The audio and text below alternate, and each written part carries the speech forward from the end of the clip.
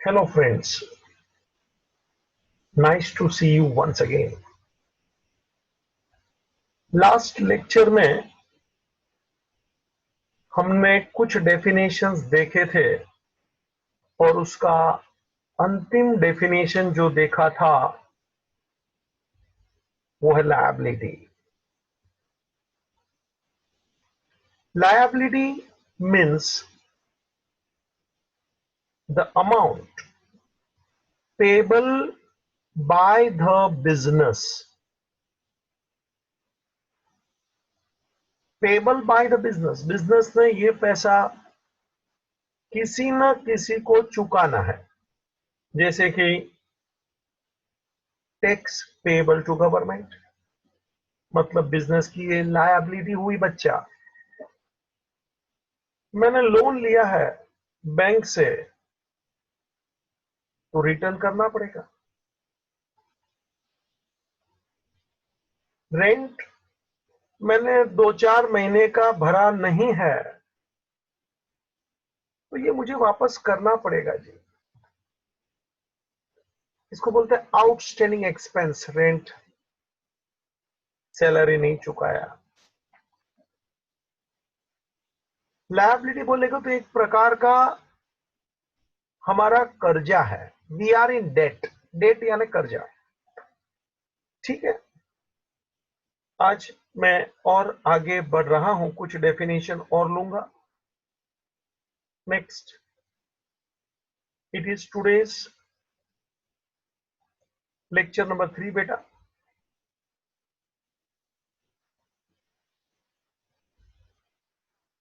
चालू करेंगे अपन। आज का पहला डेफिनेशन ले रहा हूं, सीरियली नंबर 5, कैपिटल। जरा आराम से सुनना, समझना। मैं कुछ चित्र बनाता हूं, वो भी बना लेने का। नोटबुक, पेन तैयार रख। पिक्चर को बीच में पॉज कर देने का अगर जो तैयार नहीं रखा है तो। कैपिटल, कैपिटल मतलब अपन कोई बिजनेस चालू करेंगे,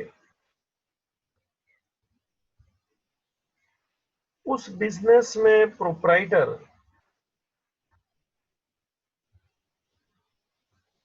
अपना पैसा लगाएगा। प्रोप्राइटर यानी ओनर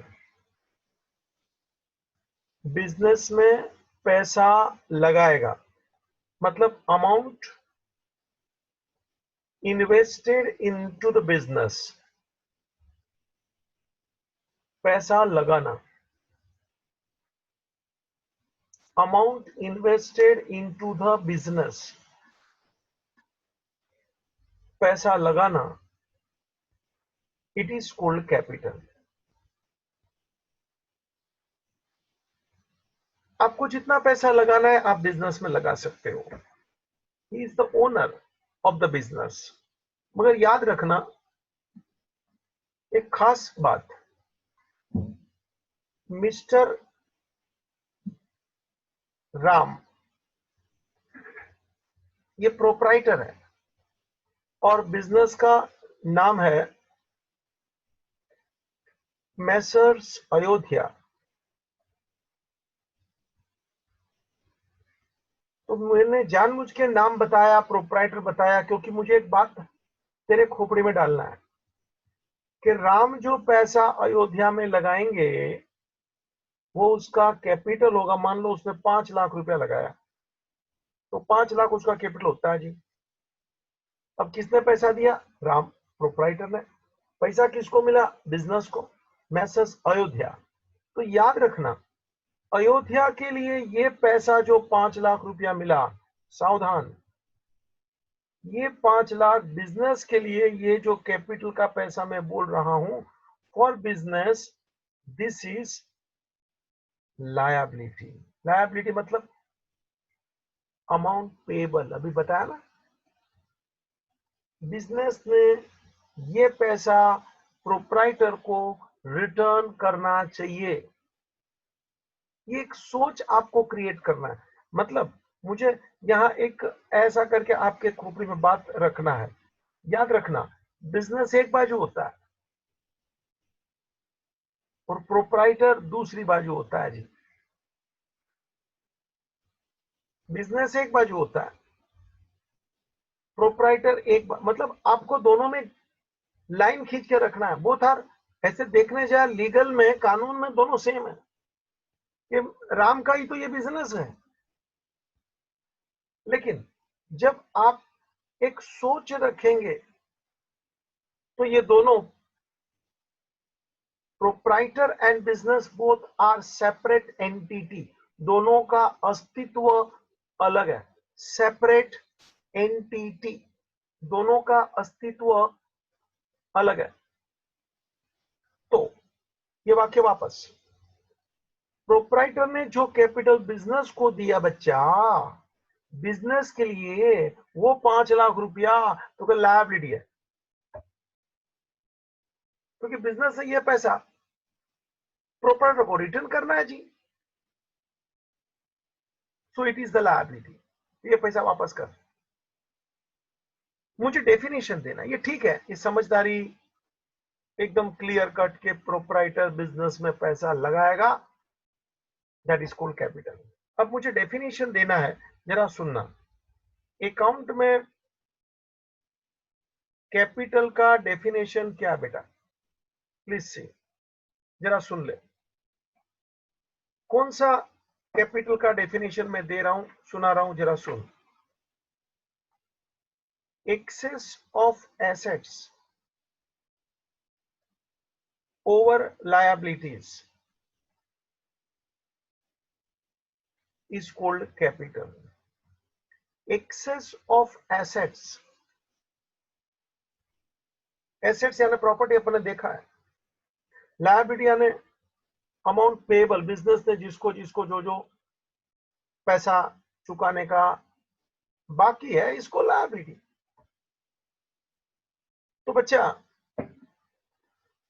एक्सेस ऑफ एसेट, जरा देखना, ये बिजनेस के अंदर टोटल एसेट कितने हैं, ऐसे मैं भी दूसरे ढंग से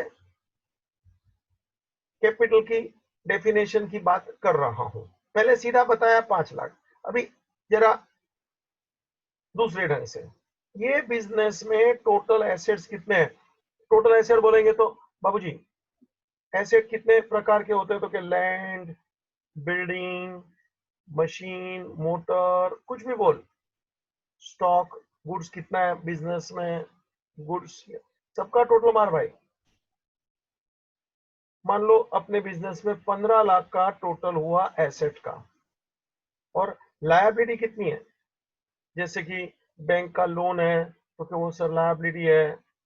अपने को किसी को पैसा अभी बताया था ना चुकाने का बाकी है, भाड़ा आउटस्टैंडिंग, आउटस्टैंडिंग गवर्नमेंट को टैक्स भरना है, ये सब मिलके बच्चा कितना पैसा तेरा चुकाने का निकलता है, तो 10 लाख। ऐसे ही मैं एग्जांपल ले रहा हूं। तो कैपिटल यानी क्या, कैपिटल यानी access of assets over liability, यानी एसेट्स माइनस लायबिलिटी। जरा देख ले बेटा, एसेट्स बोले 15 लाख, लायबिलिटी बोले 10 लाख, यानी कैपिटल बोले 5 लाख। तो कैपिटल कैसे ढूंढा जाता, देख, एक्सेस यानी कि ज्यादा,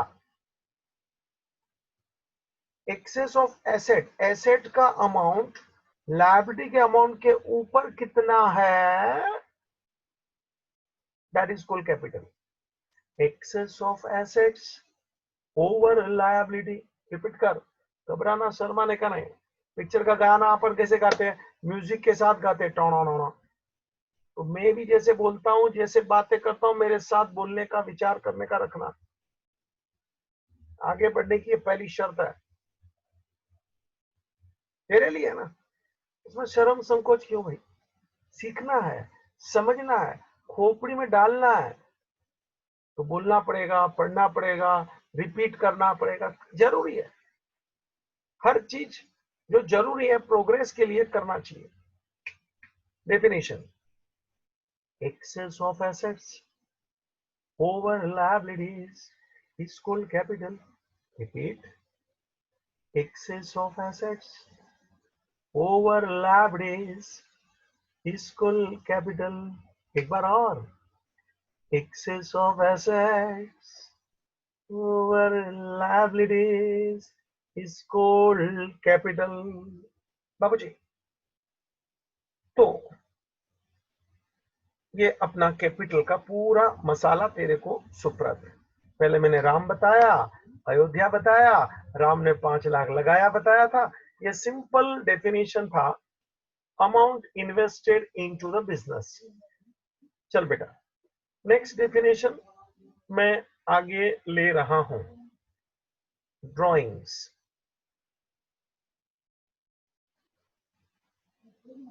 ड्राइंग्स देख, अभी अपन ने थोड़ी देर पहले एक डेफिनेशन देखा कैपिटल, जहां प्रोप्राइटर है, बिजनेस है।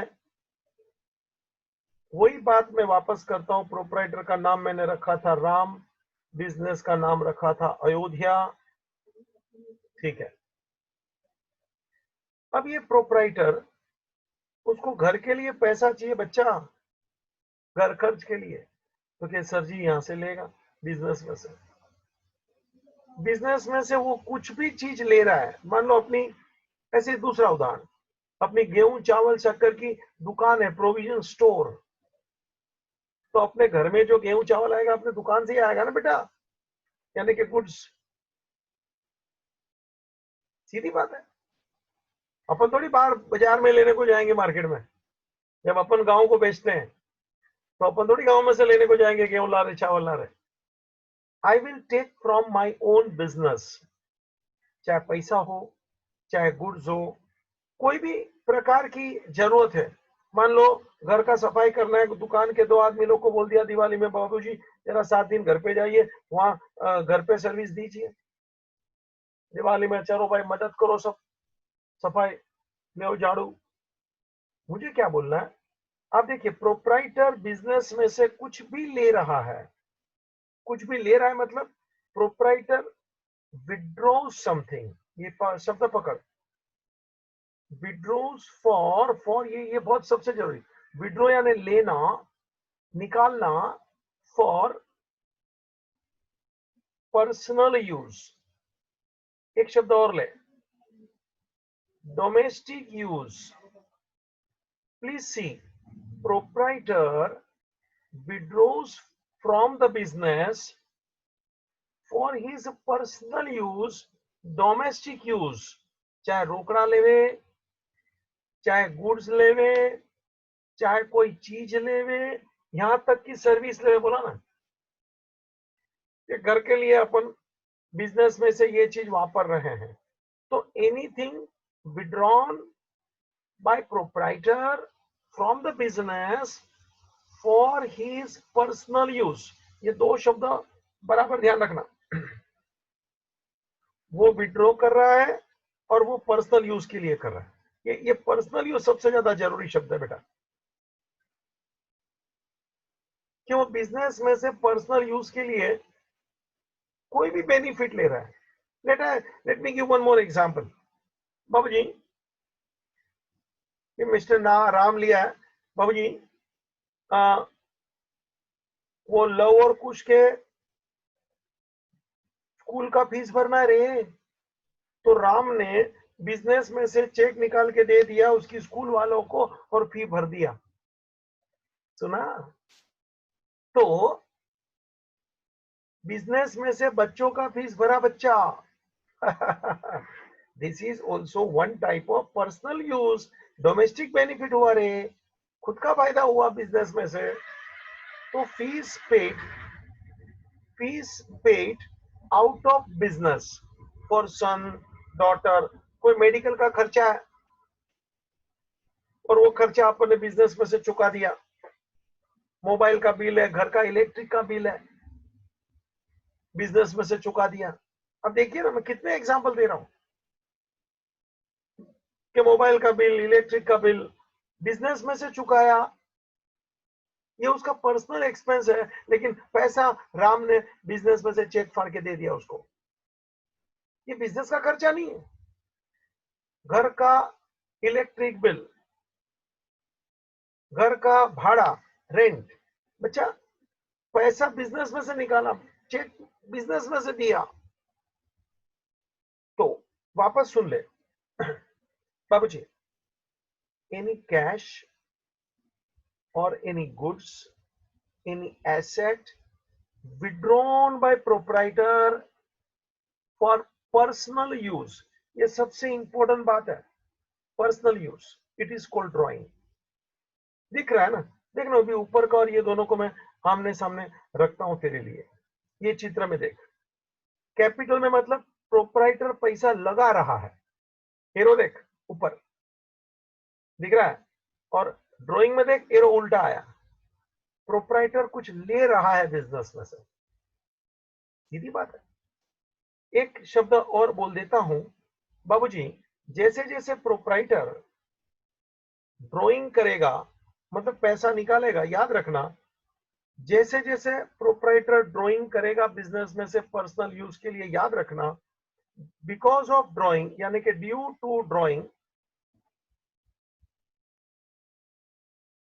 हिज कैपिटल रिड्यूसेस, अपना कैपिटल कम हो जाएगा ना, हिज कैपिटल टू के रिड्यूस, सीधी बात है बच्चा, सोच ले। राम जितना पैसा बिजनेस में से निकालेगा तो उसने जो कैपिटल लगाया था वो तो अपने आप कम हो रहा है ना। सो drawing and capital both are opposite. Capital यानी बिजनेस में पैसा लगाना और ड्राइंग यानी बिजनेस में से पैसा निकालना। प्रोप्राइटर जितना ड्राइंग ज्यादा करेगा उसका कैपिटल उतना कम हो जाएगा। तो this was the definition for drawing. मतलब पर्सनल के लिए, घर के लिए, डोमेस्टिक के लिए बिजनेस में से कुछ बेनिफिट लेना, फायदा लेना, पैसा लेना, कुछ भी, इज कॉल्ड ड्राइंग। आगे चलूंगा बेटा, आज का next definition number 7, and that is creditor. Babu, creditor, creditor यानी क्या, जरा सुन लेना बाबूजी। बिजनेस में ये देख लो इधर, ए बी सी डी, ये सबको पैसा चुकाने का है। पैसा बिजनेस ने ये सबको चुकाना है। बिजनेस हैज टू पे, सुना क्या, बिजनेस ने ये पैसा इन लोगों को चुकाना है। किसको, तो के ए को, बी को, सी को वगैरह के लिए। क्यों चुकाना है, कोई भी कारण है, मान लो अपन ने इससे गुड्स खरीदा था, ये दोनों से, इसका कोई सर्विस अपन ने लिया, जैसे ये मेरा एसी का सर्विस करने आया था, मेंटेनेंस वगैरह, कोई कोई भी काम उसने मेरा किया है तो उसको मुझे पैसा देना है, बाकी है। तो जिसको पैसा चुकाने का बाकी है वो सबको अपन क्रेडिटर बोलते हैं। क्रेडिटर मतलब बिजनेस हैज टू पे to that person for getting goods, चाहे उससे अपन ने कोई गुड्स खरीदा है या तो कोई सर्विस लिया था, जैसे बता ना कि वो मेरा एसी रिपेयर करके गया, वो मेरा लैपटॉप रिपेयर करके गया, तो उसको पैसा चुकाने का बाकी है। समझ में आया, तो उसको पैसा चुकाने का बाकी है, तो वो आदमी को अपन क्रेडिटर बोलते हैं। Creditor is the person to home business ओज मनी। ये वाक्य सुन लेना, टू होम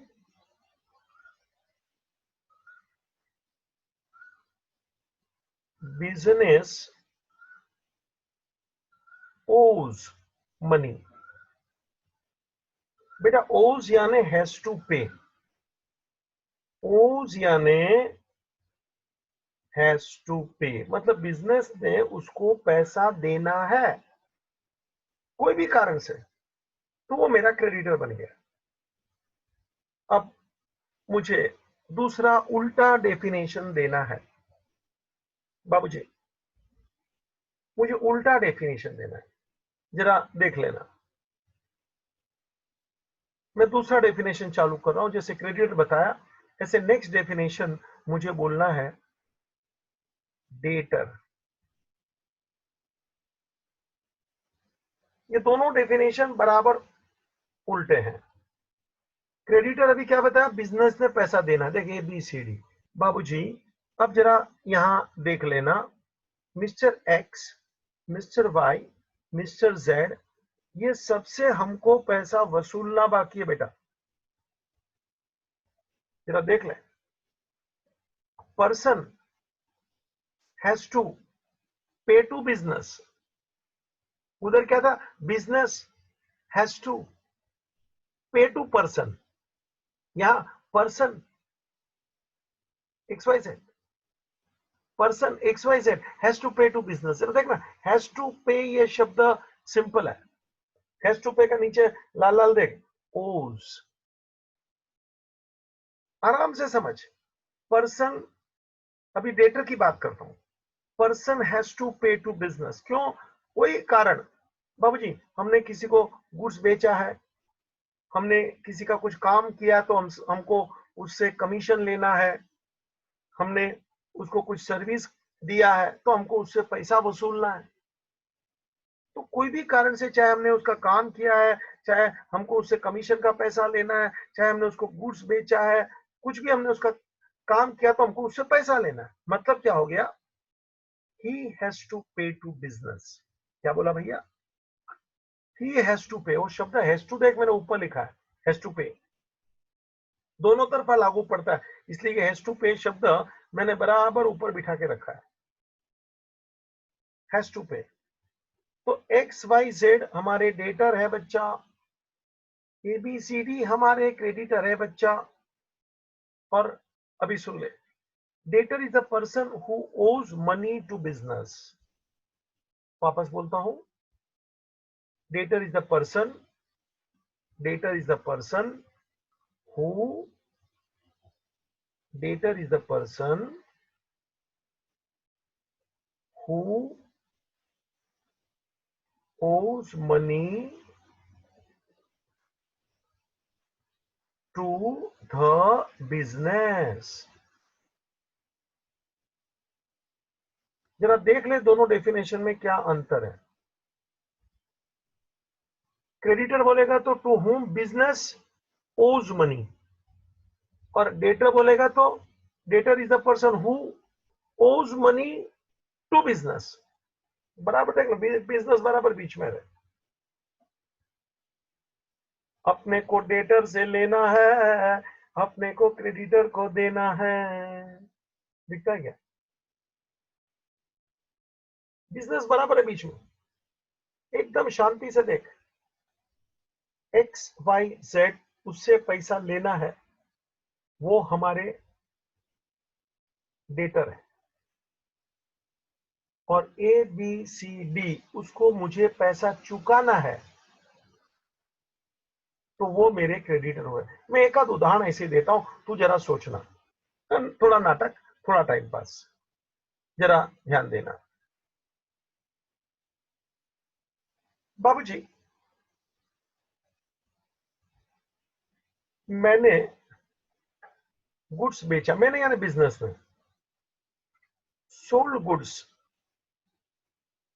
टू, हमने गुड्स बेचा टू रमेश, ₹5,000। तो रमेश हमारा कौन हुआ, business sold goods to Ramesh on credit, उधार। मतलब हमको रमेश से पैसा लेना है कि हमको रमेश को पैसा देना पड़ेगा जी, क्योंकि हमको रमेश से पैसा लेना है बाबूजी, हमको रमेश से पैसा लेना है। तो रमेश हमारा कौन हुआ जी, रमेश हमारा डेटर हुआ। सोच लो। और ऐसे दूसरा उदाहरण, बाबू जी हमने गुड्स परचेज किया, goods purchased from Mahesh ₹10,000 on credit. उधार महेश से मैंने गुड्स लिया, तो सर महेश को आपने पैसा देना पड़ेगा। हाँ, तो महेश बिकम्स अवर क्रेडिटर। आराम से देखिए, रमेश उससे पैसा लेना है, डेटर। महेश उससे मैंने उधार खरीदा है, तो उसको मुझे पैसा देना पड़ेगा, क्रेडिटर। समझ में आ रहा है? एक और उदाहरण, एक दो और जरा समझना। बिजनेस बैंक से लोन ले रहा है, लोन टेकन फ्रॉम बैंक, नाम है देना bank.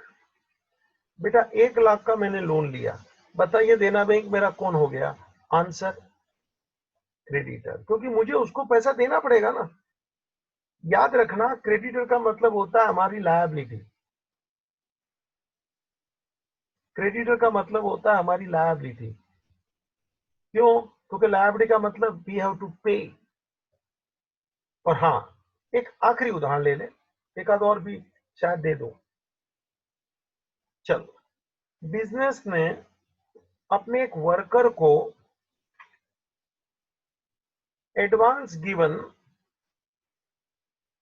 Two worker, may be our peon, कुछ भी समझ लो, मिस्टर संजय। बेटा उसको मैंने 25,000 रुपया एडवांस दिया है, लो। तो अपने को संजय से पैसा वापस लेना है, तो संजय हमारा कौन हुआ बच्चा? Answer debtor. संजय हमारा डेटर हुआ। अब मैं एक कॉमन एग्जांपल ले रहा हूं, तू बताएगा। कॉमन मतलब अभी बिजनेस बिजनेस को छोड़, जरा ध्यान देना। एक कॉमन एग्जांपल ले रहा हूं, जरा ध्यान देना। मिस्टर अमिताभ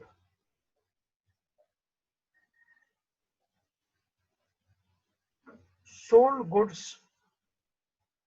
ऑन क्रेडिट, उधार, वर्थ यानी value ₹5,000 to Mr. Amitabh sold goods on credit worth ₹5,000 to Mr. धर्म। लो भाई, एक बाजू अमिताभ है, एक बाजू धर्म है। अमिताभ ने गुड्स धर्म को बेचा। अभी अपन नहीं है, ऐसे बाहर का एक ट्रांजेक्शन। बोल, ये दोनों आमने सामने देखते रहे। अमिताभ ने धर्म को गुड्स बेचा, तो बेटा मुझे बता, इसमें डेटर कौन है और क्रेडिटर कौन है? डेटर कौन है और क्रेडिटर कौन है? देखो, धर्म ने पैसा चुकाना पड़ेगा और अमिताभ पैसा लेगा, उसने उसको उधार गुड्स दिया है। तो बेटा जरा सुन ले आंसर। धर्म ये डेटर बनता है, अमिताभ ये क्रेडिटर बनता है। जो कर्जदार होता है वो डेटर है, और जो पैसा लेने वाला है वो क्रेडिटर होता है। ये दोनों की निशानी याद रख लेना। जो कर्जे में है वो डेटर, और जिसको पैसा लेना है, वसूलना है, वो है creditor. Is it clear? Both the definition, debtor and creditor. Has to पे शब्द पहले ही रखा था और मैंने बिजनेस को बीच में रखा, दोनों तरह से एक्सप्लेन किया है। कुछ एग्जाम्पल भी लिए, 2 4 5 कि तेरे को अच्छा लगे। This was the fifth example, was Amitabh and थरम। चल बेटा वापस देख लेने का, जहां भी लगता है डाउट है तो लेक्चर को थोड़ा रिमाइंड करके वापस सुनने का, वापस देखने का, समझने का। और कुछ भी डाउट लगे तो मुझे व्हाट्सएप करने का, मैं हूं ना। डाउट रहेगा ही नहीं। इतने शांति से हम लोग पढ़ाते हैं, इतना अनुभव हो है, नॉलेज हो गए, और अगर जो डाउट रह जाए तो बच्चा मेरा पढ़ाने का बेकार है। कुछ लोग बोलते हैं पर्सनली पढ़ाने का मजा कुछ अलग होता है। कैसे भी जो पढ़ाने वाला होता है मजबूत, वो खोपड़ी में डाल के छोड़ता है। हाँ एक कंडीशन है, तेरे को जरा ध्यान से सुनना पड़ेगा, और उल्टे का फायदा है, रिवाइंड कर, दोबारा सुन, तिबारा सुन। लेक्चर में बैठेंगे तो ये फायदा नहीं मिलता कि दोबारा सर, तिबारा सर। मगर ध्यान से सुनने का, लिख लेने का, समझने का अपना काम है। और देखो रोज अपन नया नया नया नया नॉलेज लेते जाएंगे तो ही अपन आगे बढ़ेंगे ना। आप लेक्चर अटेंड करते तो आपको फील आता होता है कि नहीं कुछ तो मेरे को मिल रहा है। ये अपने आप आता है क्योंकि इतनी सारी बातें सुनता है, तो अपना माइंड भी तो कुछ एक्सेप्ट करता है, ग्रहण करता है, तो अपने को भी फीलिंग आता है कि नहीं आई एम गेनिंग समथिंग, और ये होना ही चाहिए। चल भाई अगला डेफिनेशन में चालू कर रहा हूं। नेक्स्ट, ये दो डेफिनेशन अपन ने देखे, 7 और 8, क्रेडिटर एंड डेटर। बाबूजी अगला definition 9, bad debts. Bad debts, bad debts. भाई साहब बिजनेस में जिससे पैसा लेना है वो हमारा डेटर है, ठीक है। डेटर से अपने को पैसा लेना है, अपने को यानी बिजनेस में।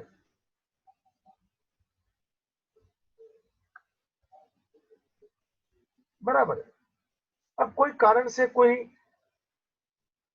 डेटर पैसा नहीं दे रहा है, नहीं दे सकता है ओपनली, यार उसकी फाइनेंशियल पोजीशन खराब है, वो पैसा नहीं दे सकता है, तो याद रखना किसी से भी जबरदस्ती पैसा नहीं लेना। उसके खिलाफ कानून छोड़ देने का बाबूजी पैसा, जब उसकी सचमुच फाइनेंशियल पोजीशन सचमुच खराब है। हाँ वो नहीं देना चाहता है तो अपने को लड़ना चाहिए, झगड़ना चाहिए, पुलिस कोर्ट कचहरी सब कुछ करना चाहिए। लेकिन जब उसके पास पैसा नहीं है, बेटर उसको छोड़ दो। अब बोलेंगे सर उससे मुझे ये कोई मान लो निश्चय प्रेम है, उससे मुझको 5,000 रुपया लेना था और अभी वो पैसा नहीं दे सकता है। बाबूजी एक बार मैंने ये पैसा छोड़ दिया कि मुझे लग रहा है कि मैं अभी रिकवर नहीं कर सक रहा हूँ, सचमुच उसके पास पैसा नहीं है, वो मेरा डेटर है हाँ, और अभी मुझे दिख रहा है कि उसके पास पैसा नहीं है, तो बाबूजी the amount now it is irrecoverable. उसको मारना पुलिस में कोई मतलब नहीं बनता है, नहीं है पैसा ना, प्लीज अंडरस्टैंड। होता है कभी कभी यार। हाँ वो गलत है, पैसा नहीं देना चाहता है तो बात अलग होती है, उसके पास नहीं है। तो एक मेरा वाक्य सुन ले, the amount which is irrecoverable, irrecoverable, amount which is irrecoverable, 5,000 rupees, is known as bad debts। Bad debts यानी अपना पैसा डूब जाना, बैड डेट्स यानी एक प्रकार का लॉस।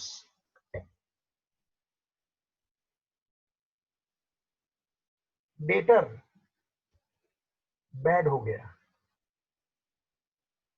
मतलब उससे पैसा नहीं मिल रहा है, डेटर बैड हो गया, उससे पैसा। देखो ना प्रेम से मुझे 5,000 लेना है, नहीं दे सकता है, उसकी फाइनेंशियल पोजीशन बहुत खराब है, तो मैं बाबूजी ये पैसे को एक बार छोड़ दूंगा, मेरा लॉस पक्की बात है। और एक बात और सुना देता हूं, चलो मैं भूल गया, 2 4 6 महीना, 1 साल 2 साल हो गया, बाबूजी मैं तो उसको छोड़ दिया था। जरा सुनना, आफ्टर 2 3 years ये आदमी के पास फिर पैसा आया, और वो सामने से मुझे पैसा देने को आया, या तो मैंने तभी उससे मांग लिया, जो भी समझे। तो बाबूजी फिर मेरे को वो 5,000 रुपया तभी मिलता है आफ्टर 2 3 years। तो बाबूजी ये जो पैसा मुझे मिलता है, इसको बोला जाता है बैड डेट्स रिकवर्ड।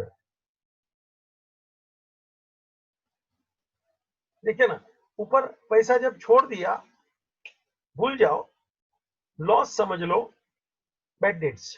अब उसका पैसा मुझे आ रहा है, तो इसको बोला जाता है बैड डेट्स रिकवर्ड। बाबूजी इसको बोला जाता है गेन, है ना। ऊपर लॉस लिखा देख, इधर गेन लिख रहा हूं देख। होता है जी, 2 3 साल के बाद उसके पास पैसा आ गया, सामने से आया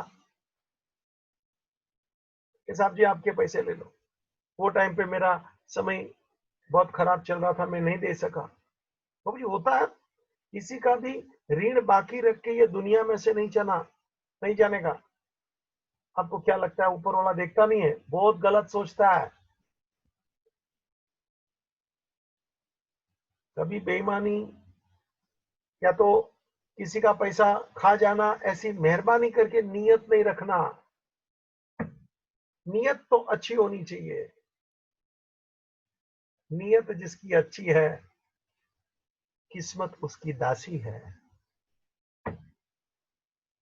और नियत जिसकी बुरी है, निश्चित उसकी बर्बादी है। वापस बोलो, नियत तेरी अच्छी है तो किस्मत तेरी दासी है। किस्मत सब देगा, नियत अच्छी होनी चाहिए। और नियत जिसकी बुरी है, निश्चित उसकी बर्बादी है। ये मेरा डायलॉग वायलॉग घर पे भी सुना ना, हाँ, कि एचएम बहुत बोलता है। बोलना जरूरी है, यही तो वक्त है, यही तो तेरी उम्र है कुछ सीखे। बाकी किसी का लूट के खा के बैठ जाएगा बाबूजी, कुदरत भी नहीं छोड़ेगा। नेवर। हक्का खाने का, मदद बनने का फर्क पड़ता है जी। गलत करता है ना, कुदरत उसको कहीं ना कहीं एडजस्ट मैनेज करता ही है। ये नियम है कुदरत का जी, नेचुरल। आप कभी भी चिंता नहीं करना कि उसने मेरे से दगा किया, ये वो हो जाता है एडजस्टमेंट। रियलिटी। बहुत से उदाहरण है, अभी मेरे को टाइम पास नहीं करना है, मगर ये सब कबीर के दोहे वगैरह पढ़ने का, ये सब अच्छी बातें हैं, जीवन में आनी चाहिए रे। खाली डिग्री मिलने से आदमी होशियार नहीं हो जाता है, पागल है। जीवन की सच्चाई, this is called practical knowledge बच्चा। डेफिनेशन उसकी जगह पे। मैं इतनी अच्छी बातें करके तेरे को समझा लेता हूँ, अच्छी बात है, लेकिन साथ में प्रैक्टिकल टच मिलता है। आदमी अच्छा बनना चाहिए, उसको सच्ची शिक्षा बोलता है। पता क्या मतलब है, खाली पास हो गया, ओ हो, जीवन में तो कुछ मिला नहीं, क्या करने का, कोरा कागज। Attention please. So bad debts is a loss. The amount which is irrecoverable from the debtor is known as bad debts. बाबूजी, और मैंने एक शब्द और डाल दिया, बैड डेट्स रिकवर। बुक में नहीं है, बुक में इतना सारा डिटेल में किधर भी नहीं है यार, वो खाली अपना काम करता है। मैंने ये ऑर्डर भी चेंज किया क्योंकि इसके बाद इसको लेना चाहिए। इन लोग ने किस प्रकार से सब लिया है, ठीक है ना, मैंने जरा ऑर्डर भी चेंज किया मेरी स्टाइल से। मैं अपनी स्टाइल से पढ़ाता हूँ, तेरे को समझना चाहिए, दैट्स इट। सब कवर हो जाएगा, घबराने का नहीं, परफेक्ट तेरे को आएगा। और रट्टा मारने की जरूरत नहीं है, उस स्टाइल से मैं बातें करता हूँ। काय को बायहार्ट करने का, मगर मेरी बात तेरे खोपड़ी में जाना चाहिए। बायहार्ट करने की कहा, मेरा कोई भी डेफिनेशन तेरे को ऐसा लगेगा कि बायहार्ट कर, एकदम समझदारी है, फर्स्ट क्लास, ये बढ़ना चाहिए, दैट्स इट। चलो, तो बैड डेट्स, उसके साथ में एक बात और बोल दिया, बैड डेट्स रिकवर्ड। जरा देखते जा बच्चा, नेक्स्ट 10th डेफिनेशन ले रहा हूं, इंसॉल्वेंट, सप्तचिल्ला। इंसॉल्वेंट, इसका एक और मीनिंग सुन ले, शब्द बैंकरप्ट, बैंकरप्ट, बैंकरप्ट, इंसॉल्वेंट। दो तीन बार बोलने का रे, डर निकल जाएगा। पहली बार सुनते हैं, लिखते हैं, बोलते हैं तो डर तो लगता है ना, दो चार बार डिशुम डिशुम का डालने का, और शब्द फिर अपने अंडर में आ जाता है। Insolvent, insolvent means bankrupt, bankrupt क्या मतलब है जरा सुन बेटा। बाबूजी, दिवाला निकालना सुना है शब्द, दिवाला निकालना होता है प्लीज। ये सच्ची कहानी बोल रहा हूं। लास्ट ईयर एक हमारे सामने बिल्डिंग में अच्छा खासा बिजनेसमैन था, खरीदता था, बेचता था, बहुत अच्छा कारोबार चलता था, लाखों में। वो जिसको गुड्स देता था वो ग्रुप वाले थोड़े कहीं तकलीफ में आ गए, तो इसका पैसा रुका दिया, ये बेचारा डूबने लगा। इसने बैंक से लोन लेके बिजनेस वगैरह किया था। तो बाबूजी अपना पूरा धंधा निकाल दिया, दुकान बेच डाला, लेकिन फिर भी बैंक का लोन चुका नहीं सका। इतना बड़ा बैंक का लोन था। उसमें दो कारण थे। वो जो चीज में बिजनेस करता था, एक तो वो आदमी लोग से पैसा नहीं ले सका क्योंकि उन लोग का डेटर के पास भी पैसा नहीं थे, जो भी कारण था। मेन कारण ये था दोनों के लिए, उसके लिए भी और उसके डेटर के लिए भी, कि उन लोग जो चीज में बिजनेस करते थे उस प्रकार का कुछ गैजेट वगैरह कुछ ऐसा था, इलेक्ट्रॉनिक आइटम, उसका अचानक भाव गिर गया। इसके पास अंदाज से कुछ 1.5-2 करोड़ का माल पड़ा रहा, और उसने भी जिसको आगे बेचा था उन लोग के पास भी माल पड़ा रहा, और कुछ भाव अचानक गिरने लगा और गिर गया। ये सब इलेक्ट्रॉनिक्स चीज का ऐसा ही होता है। अभी लोग गले में आ गया, अभी बेच बेच, कोई खरीदने वाला तो मांगता है ना तुम्हारे भाव से, आधा भाव करके बेचे तो भी ले नहीं रहे, क्योंकि इतना कुछ चाइना से गुड्स आ रहा था, और ये लोग फंस गए। फिर क्या, दिवाला निकाला। जिसको पैसा देना था थोड़ा बहुत दिया, नहीं दिया, खत्म, सब बेच बेच डाला, प्लेट भी बेच डाला, भाड़े के जगह पे गया वो। फैक्ट बोल रहा हूं ये।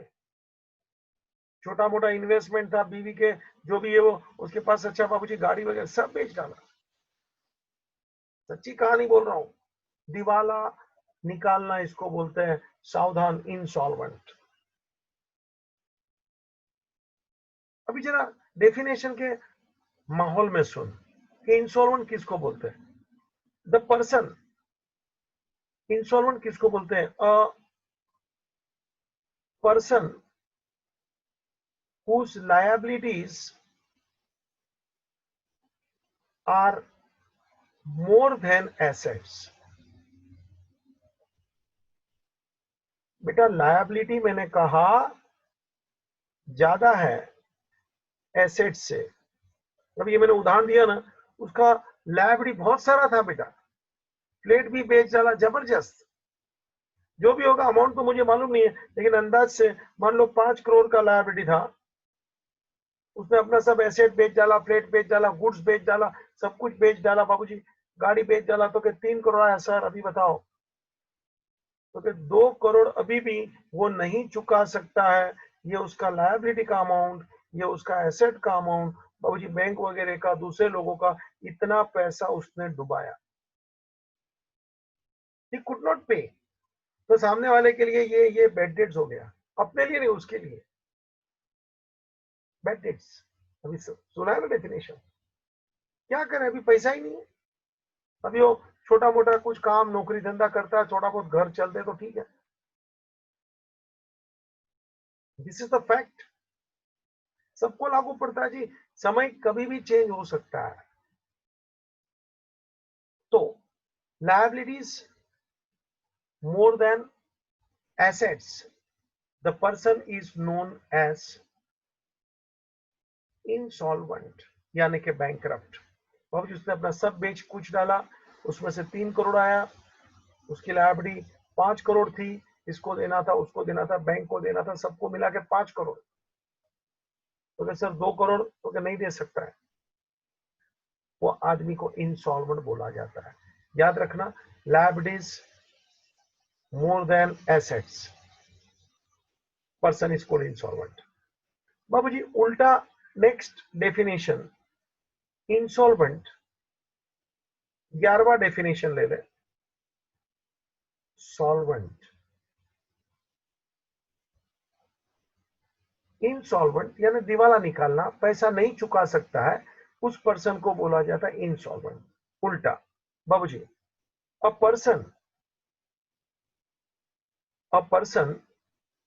whose person's assets are more than liability,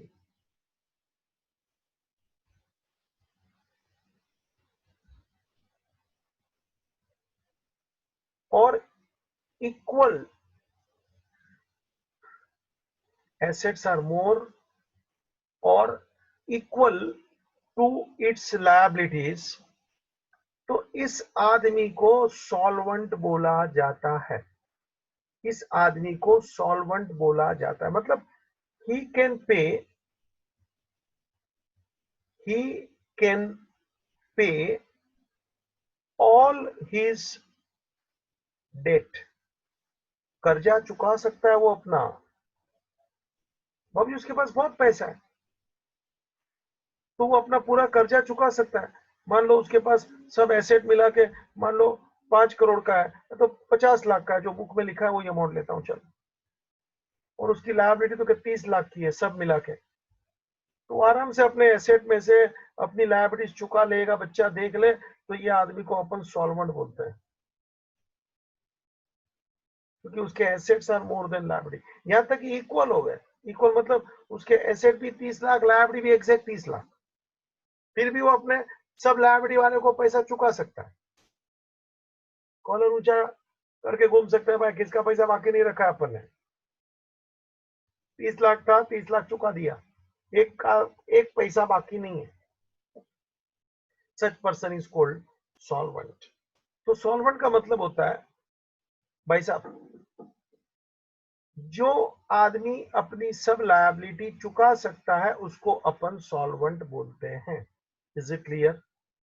तो ये था 11वां डेफिनेशन, सॉल्वेंट इनसॉल्वेंट। नेक्स्ट मैं डेफिनेशन लेने जा रहा हूं प्रॉफिट।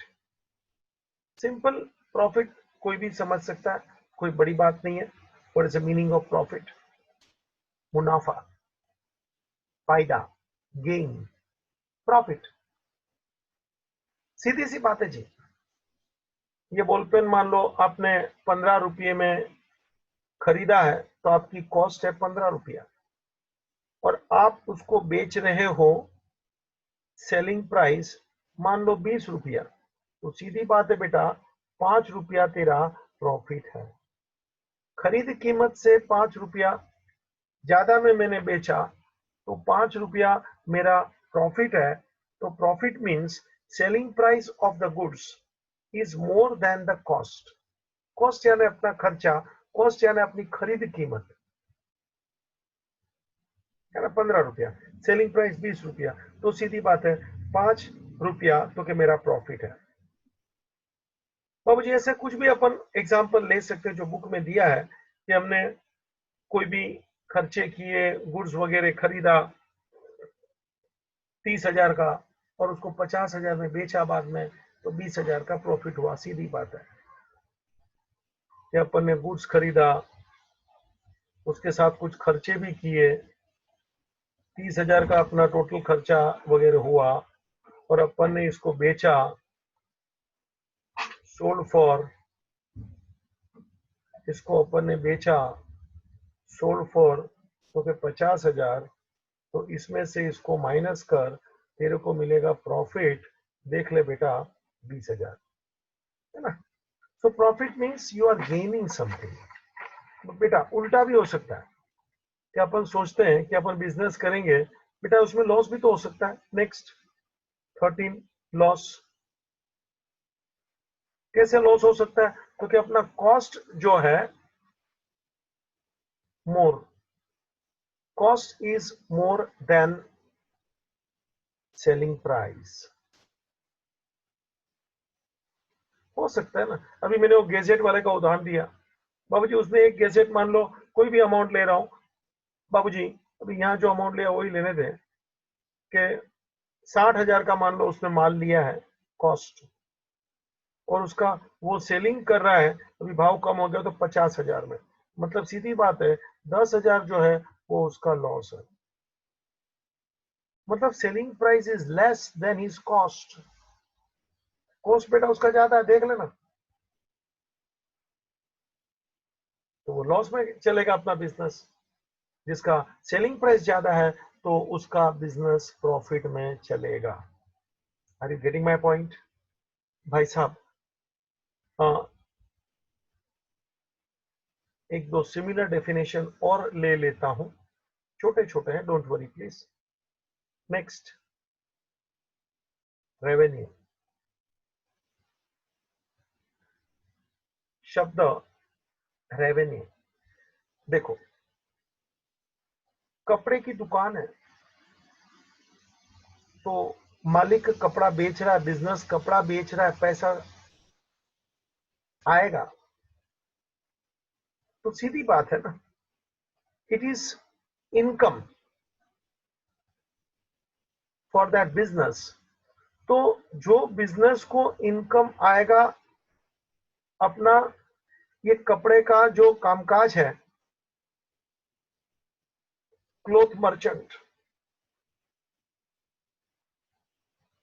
तो कपड़े में से जो उसको इनकम आएगा, जो वो कपड़ा बेचता है बाबूजी, तो ये कपड़ा बेचने की जो उसका कामकाज है उसको मैं कहूंगा नॉर्मल बिजनेस एक्टिविटी। उसमें से वो कमा रहा है, अपना जो कामकाज है। एक की आइसक्रीम की दुकान है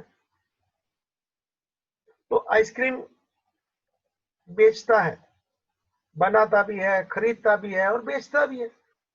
तो आइसक्रीम खरीदना बेचना उसका नॉर्मल बिजनेस एक्टिविटी हुआ, और वो पैसा जो उसको मिलता है, इनकम उसका आता है बाबूजी, उसको मैं रेवेन्यू बोलता हूं। It is from the cell of goods and services to the customer from the normal business activity. Business activity, उसमें से जो पैसा मिला। अब जरा सुनना, मतलब मेरा बिजनेस है, उसमें से पैसा मिलता है, जो मेरा कामकाज है normal, that is called revenue. एक और डेफिनेशन इसके बहुत नजदीक का है, वो ले रहा हूं इनकम। आप बोलेंगे सर शब्द तो आपने ऊपर लिखा है इनकम, बराबर है, लिखा तो है, मैं इधर ही हूं, दोनों को साथ में ही लेना है, तो मजा आएगा, तो तेरे खोपड़ी में सीखने का मूड आएगा। बाबूजी व्हाट इज इनकम? बाबूजी इनकम का मतलब है रेवेन्यू। आप बोलेंगे गजब है सर, रेवेन्यू का मतलब था इनकम, पैसा आना, अभी रेवेन्यू इनकम बोले, अभी इनकम तो क्या रेवेन्यू? बाबूजी फर्क है, जरा देखना। रेवेन्यू बोलेगा तो from business activity, income is received from normal business activity. Have written for a cloth merchant, amount received from selling of cloth, it is called revenue. For ice cream dealer, amount received from sale of ice cream, that is normal business activity, it is called revenue. अभी income क्या है? वही हुआ, लेकिन सुनना, फर्क करके दिखाता हूं बाबू, जरा सुनना। Income means of course revenue, of course revenue from business activity. हाँ, बिजनेस एक्टिविटी में से मुझे पैसा मिल रहा है from the business transaction, it is the amount received और रिसीवेबल, या तो लेना बाकी है, जो भी बोलिए, और एंड। अब यहां से मेरा कुछ एक्स्ट्रा बात शुरू होने जा रहा है बाबूजी। एंड और क्या है, अर्निंग इज रिसीव्ड, हमारा अर्निंग हो रहा है और भी कहीं से, एंड अर्निंग फ्रॉम इंटरेस्ट। बाबूजी बैंक में मेरा एफडी है, फिक्स डिपॉजिट, उस पे मुझे इंटरेस्ट मिल रहा है। मेरे कुछ शेयर्स हैं, उसके ऊपर डिविडेंड मिल रहा है, dividend received on shares, dividend received on shares. मैंने इन्वेस्टमेंट किया था बाबूजी, कुछ मैंने इधर उधर का काम भी किया और मुझे छोटा मोटा इनकम मिला है, सन्ड्री इनकम। देखो एक छोटा चित्र बना रहा हूं तेरे सामने, दिस इज रेवेन्यू। ये जो पैसा मुझे मिल रहा है वो रेवेन्यू है। और हाँ, एक बड़ा चित्र बनाया और इसको बोलता हूं इनकम। बेटा दिख रहा है तेरे को? ये देख ले,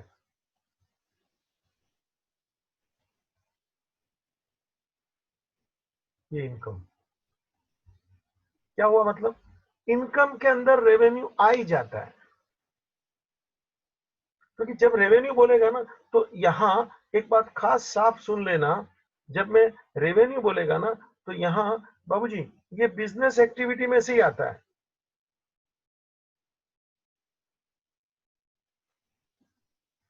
लेकिन इनकम बोलेगा तो बाबूजी यहाँ इंटरेस्ट भी होता है, यहाँ डिविडेंड भी होता है। ऐसी कोई भी छोटी मोटी इनकम है बाबूजी, थोड़ा एक मेरा जगह एक्स्ट्रा पड़ा तो मैंने किसी को भाड़े पे दिया है तो मुझे रेंट भी मिल गया बच्चा, तो सर आपकी इनकम है ये सब। हाँ, लेकिन बिजनेस में से जो मुझे पैसा मिलता है रेवेन्यू, हाँ वो भी इनकम है।